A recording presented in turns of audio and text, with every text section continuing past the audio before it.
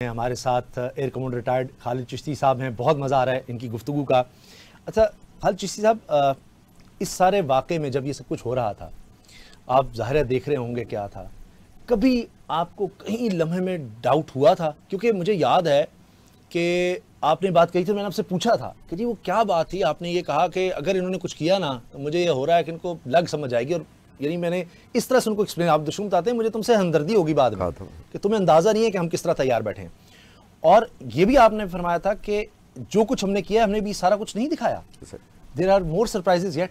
Of course ये मैं जब देख कर आया था तो वो मैंने कहीं कहा था, मुझे किसी की इस वॉर्स कॉम्प्लेक्स से पहले जब शुरू नहीं हुआ था ये सारा कुछ, तो मुझे किसी ने कहा था पाक फिजाई की कैसी तैयारी है एंड अब हाउ डू यू कंपेयर दोनों एयरफोर्सेस को, कैसे कंपेयर कर रहे हैं। उसमें मैंने कहा था कि मुझे हिंदुस्तान एयरफोर्स का हमदर्दी हो रही है और अल्लाह का शुक्र है कि वो लफ्ज़ पूरे हुए कि उनके साथ हमदर्दी का वाकई उन्होंने खुद ही सामान पैदा कर दिया। जहाँ तक ये कॉम्बैट का है, ये रेडीनेस ऑनगोइंग होती है, ये ओवरनाइट नहीं होती है। इतनी एम्बेरसमेंट अगर आपने बचना था तो आई एम श्योर उनकी इंटीग्रेशन, उनके फ़लसफ़े में ही हमारा डिफरेंट है उसामा साहब। उनकी इंटीग्रेशन इस तरह नहीं थी। CNN की मैं वेबसाइट पर पढ़ रहा था, उसने हमने तो 72 जहाज़ कहे हैं उधर से और पाक फिजाइया के 42 जहाज़। CNN कहता है कि एट एनी गिवन टाइम उन्होंने सैटेलाइट से कंफर्म किया 125 जहाज़ थे टोटल रात के 12:15 बजे। ये शायद वर्ल्ड वॉर के बाद सबसे बड़ा होगा, बल्कि शायद वर्ल्ड वॉर में भी इतने जहाज एक वक्त में। वर्ल्ड वॉर से कोई कंपैरिजन नहीं है इसका। वर्ल्ड वॉर से इसलिए कोई कंपैरिजन नहीं है कि वो सारी जंगें दिन में होती थी, ये दिन में रखें। कॉम्बैट होती थी कुछ पॉकेट्स में, 6 जहाज इधर लड़ रहे हैं, 4 जहाज उधर लड़ रहे हैं, 10 जहाज उधर लड़ रहे हैं, टोटल उस स्पेस में गिनेंगे तो हो सकता है 100 से ऊपर होंगे, लेकिन वो अपनी अपनी पॉकेट्स में लड़ते थे और विजुअली देख के लड़ते थे। गन लगी होती थी उस जहाज में, गन का मुंह सामने की तरफ होता था, गन दूसरे को मारने के लिए उसके टेल की तरफ जाना पड़ता था ताकि अपनी गन फायर कर सके सामने देख के 1000-2000 फुट पे। अब हम बात कर रहे हैं 200 किलोमीटर पे, तो कोई कंपैरिजन ही नहीं है। और रात का टाइम 12:10 पे ये शुरू होता है सारा काम और अगले 59 मिनट्स जारी रहता है। ये जो बियॉन्ड विजुअल रेंज मिसाइल है, जितनी मैंने पढ़ी है पिछले दिनों में, गल्फ वॉर पढ़ी, कोई भी पढ़ी है, चंद मिनट भी बहुत ज्यादा है उसामा साहब। क्योंकि होता ये था कि दूसरा उधर से आ रहा है, इधर से आया, आपने मिसाइल फायर किया, वो गिर गया जाकर, आप वापस लैंड करके जाकर। इसमें डायनामिक, ये चेस नहीं थी कि बोर्ड के ऊपर आप एक दूसरे के चल रहे हैं, डायनामिक है। 125 जहाज एक दूसरे के रेफरेंस से मूव कर रहे हैं, आप जरा विजुलाइज करें। एक दूसरे को टारगेट करना चाह रहा है, किसी वक्त भी कुछ हो सकता है, किसी को भी किसी का निशाना लग सकता है। देखिए मैं पहले भी आपसे अर्ज किया था शायद पिछले प्रोग्राम में कि जितना मैं क्रेडिट इन पायलट्स को, और पायलट में सारे आते हैं, मैं कहीं क्लैरिटी अगर ना कर सकता हूँ मैं पहले, पायलट का मतलब है पीछे एयर डिफेंस कंट्रोलर्स भी, एयरबोर्न अर्ली वार्निंग भी, जैमर्स भी, साइबर कमांड भी, ज़मीन से कंट्रोलर्स भी, जो वेपन फायर, सारी टीम थी। क्योंकि इन सब की किल पिक्चर एक थी। मैं आपके व्यूअर्स यंग ज़्यादा होंगे तो फुटबॉल की मिसाल देता हूँ, जो आखिरी किक मारता है इसका मतलब ये नहीं कि वो अकेला कर सकता था, बिल्कुल सही, सारे भागकर वहां तक लाते हैं, डिफेंस करते हैं, कोई उसको ब्लॉक करता है, कोई उसको करता है, फिर वो आखिरी किक मारता है। तो हमारी किल पिक्चर होती है कि हमने यूं जाना है, यूं जाना है, ये जाके ये वाला आखिर चलेगा। हिंदुस्तान की किल पिक्चर मिसिंग थी मेरे हिसाब से। वो स्टैंड अलोन वेपन्स बहुत हैं, उनको स्टेल्थ भी दे दें, उनको 4.5 की जगह 5th जनरेशन दे दें। एम्प्लॉयमेंट जब आप किल पिक्चर को ज़हन में, और लार्ज फोर्स एम्प्लॉयमेंट, मैं पहले भी कई दफ़ा कहा, दोबारा कहता हूँ कि लार्ज फोर्स एम्प्लॉयमेंट LFE, हम पाक फिजाइया 150 जहाज पीस टाइम में उड़ाती है इकट्ठे। तो हमारे लिए कोई सरप्राइज नहीं था कि ये क्या हो गया, 85 जहाज आ गए, 90 जहाज आ गए। सर बात तो ये है ना, उनके पास तकरीबन 1:3 रेशियो है, उनके 3 जहाज और फिर हमारा 1 जहाज, इसलिए भी फर्क तो बहुत ज्यादा बनता है ना। जो आपने मुझे बताया था कि यहाँ पर अगर 2 मिसाइल हैं एक जहाज में, फर्ज कीजिए, तो वहां पर उसके मुकाबले पर 6 लगे हुए हैं। एग्जैक्टली, एक को अगर आपने 2 फायर कर दिए तो 4 तो बाकी उनके पास। एग्जैक्टली, आप 4 जहाज़ों पे अगर 4 से 6 सब पे मिसाइल लगे हो तो उनकी मिसाइल हमसे 3 गुना ज़्यादा लगे हुए हैं ना। और सबसे बड़ी बात ये देखें जो यूनिक इसमें हुई है, अभी आप वर्ल्ड वॉर की बात कर रहे थे कंपैरिजन की, देखिए एज अ फाइटर पायलट मुझे कहा जाता है कि ये मिशन कौन सा है। मैं अभी थोड़ा अर्सा पहले एक इंडस्ट्रियल एक्सरसाइज 25 हुई थी एक हमारे ऑपरेशनल बेस पर, मैं उसमें गया था। मैं एक जगह ब्रीफिंग में गया तो वहाँ डिफेंसिव मिशन की ब्रीफिंग हो रही है, यानी ये डिफेंसिव पेयर है। दूसरी तरफ गया तो ऑफेंसिव मिशन की ब्रीफिंग हो रही है। ऑफेंसिव का मतलब है उन्होंने ऑफेंस करना है लॉन्च, दूसरे ने डिफेंड करना है लॉन्च। अब आपको जमीन से पता है कि मेरा डिफेंसिव मिशन है, मैंने एक प्रोटेक्शन देनी है किसी चीज को, दूसरे को जमीन से पता है कि मेरा ऑफेंसिव मिशन है, मैंने स्ट्राइक करना है, मैंने स्टैंड ऑफ वेपन्स मारने हैं, मैंने हिट करना है टारगेट। ये अजीब मिशन थे।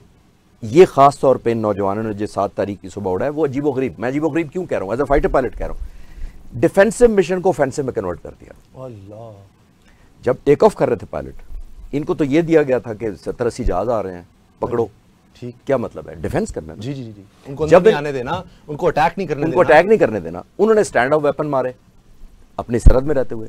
हमने उस स्टैंड ऑफ वेपन्स को भी उतना ही ऑफेंस लिया जितना फाइटर जहाज को लिया। हमने कहा वेपन आए या जहाज आए, जुर्म एक जैसा है। ठीक ठीक। दूसरी बात, जब वो नहीं आए, वो एयर में ही थे, तो उनको फिर पीछे से ऑर्डर मिले कि अब इनको गिरा दो। Yes, shoot them. ये मैं कन्वर्जन कह रहा हूं। एक डिफेंसिव माइंडसेट से आप ऑफेंसिव माइंडसेट जाते हैं। फिर जब ये पता लगा कि वो नहीं पेनिट्रेट किया, वेपन्स फायर कर दिए हैं, तो इनको सारों को, जो हमारा फ्लीट था, इसको सरबराह पाक फिजाइया, मुझे कंफर्म है कि वो ऑपरेशंस रूम में इस वक्त मैनेज कर रहे थे सारों की पिक्चर को, इनको हुक्म दिया कि now shoot them, but not at your cost. बचना भी है, अपने आप को भी बचाना है और उनको भी मारना है। देखिए, एक अंग्रेजी में मैं कोटेशन आपको बताता हूं, मैंने पढ़ी थी, मुझे आज भी याद है। विंगमैन हम कहते हैं जो मेरा बड़ी साथ होता है, पीछे दूसरे जहाज में होता है। ठीक है। और किल हम कहते हैं दूसरे को मारने को, शूट करने को। अच्छा। अंग्रेजी में मैंने पढ़ा था, there is no kill worth the life of my wingman. उसको आपने लाजमी बचाना है। एज अ फाइटर पायलट मेरे लिए मारना इतना इंपॉर्टेंट नहीं है, मैं अपने साथी को बचा कर ले जाना भी है। ये तो नहीं मैं उसको मार दूं, कोई इसको मार दे, तो फिर तो ये तो कोई हिसाब ना हुआ। तो उसको करते हुए मैं सब डे वन से कह रहा हूं कि जितना इन सारे कॉम्बैट पायलट्स का और पूरी टीम का जितना क्रेडिट उनको मारने का था, उतना ही क्रेडिट है कि अपने तमाम मसासों को बखैर उतारने में। कमाल। तो उसको भी शाबाश उतनी देनी चाहिए। बिल्कुल बिल्कुल। आप अंदाजा लगाएं, खुदा ना खास्ता कोई हमारी तरफ से कोई नुकसान होता तो कौम जो जिस मोड में आज है वो तो हार ही नहीं होती। और 6-0 का जोक ऐसा बहुत कम होता है कि वेरी वेरी रेयर हो, और खासतौर पे जब दुश्मन के पास आपसे ज्यादा वेपन्स हो, आपसे ज्यादा एयर पावर हो। मेजॉरिटी इनिशिएटिव उसके पास। देखिए, सबसे ज्यादा उसामा साहब कॉम्बैट के अंदर और खासतौर पे एयर कॉम्बैट के अंदर इनिशिएटिव बड़ा मैटर करता है। पहले जिसने लॉन्च करना है उसको जहाजों का पता है। हम तो रिएक्शन मोड में गए ना, ये ज़हन में रखें। जिसने लॉन्च करना है उसको जहाज़ों का पता है, कौन से जाएंगे, कॉन्फ़िगरेशन क्या है, मेथड क्या होगा, टाइमिंग क्या होंगे, कॉम्बिनेशन क्या होगी, टारगेट कौन से होंगे। सारा ऑफेंस करने वाले के हक में जाता है। इनिशिएटिव भी, टाइमिंग्स भी, वॉल्यूम भी, कंसंट्रेशन ऑफ फोर्स भी, एंड ऑब्वियसली जैसे मैंने कहा टाइमिंग्स भी बड़े इंपॉर्टेंट है। हम तो डिफेंसिव मोड में थे, हमें तो नहीं पता था ये जहाज़ कहाँ से आएंगे, किस टारगेट पे जाएंगे, कितने एक तरफ चले जाएंगे। और बाय द वे ये इन्होंने किया। ये मैं आपको एक और इन्फॉर्मेशन बताता हूं, जो मैंने अब रिसर्च किया है, अब मैं डाटा पेश कर सकता हूं। ये जो तकरीबन 85 के करीब जहाज थे उसामा साहब, ये 4 टुकड़ियों में थे, 20 से 22 इधर, 20 से 22, 20 से 22, 20 से 22 इस तरह आए थे।